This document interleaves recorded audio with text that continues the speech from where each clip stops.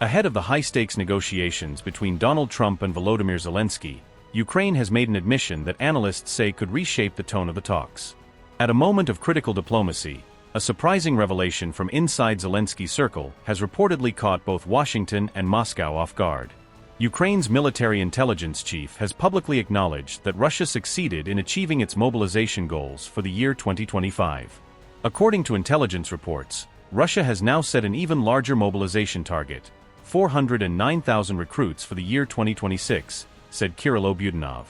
Budanov explained that Russia has been motivating recruits by offering significant financial incentives, drawing thousands into service.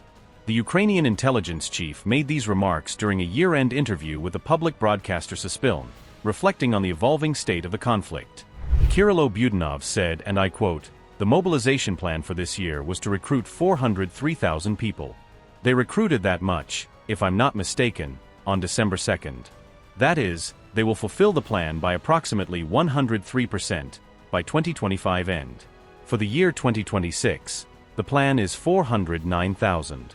That's why they periodically increase the level of lump sum payments. It varies depending on the region, but these are significant amounts. This is how they lure people into the army. Money was one of the main levers for recruiting people for all wars. This is true throughout the world. Look at the population figures and you will understand that this can, if desired, continue for a long time. They all go on contract. Mobilization was in 2022, no more. True, there was a partial mobilization, hidden, for shortage specialties. But the figures there are at the level of statistical error. The main source of replenishment of the Russian army is contract soldiers.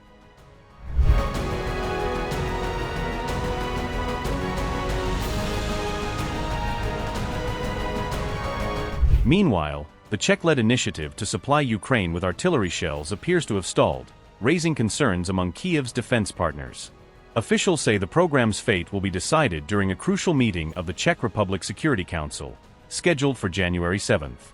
Under the initiative, Ukraine received 1.5 million artillery shells in 2024, with an additional 1.8 million expected by the end of 2025. The program is jointly funded by European nations, including Germany, Denmark, and the Netherlands, all working to bolster Kyiv's defensive capabilities. Czech officials have been coordinating with international arms traders and manufacturers to source ammunition from suppliers around the world. However, reports suggest that members of the ruling coalition in Prague are increasingly opposing the program, despite strong praise from the Czech president. Earlier, the U.S. permanent representative to NATO stated that he does not expect the war in Ukraine to come to a halt in 2025. Speaking to Fox News, Matthew Whitaker warned that Ukraine must be prepared to sustain military operations into 2026. In support of those continued efforts, Ukraine's European partners recently approved a $105 million loan to support Kyiv's defense operations through 2026.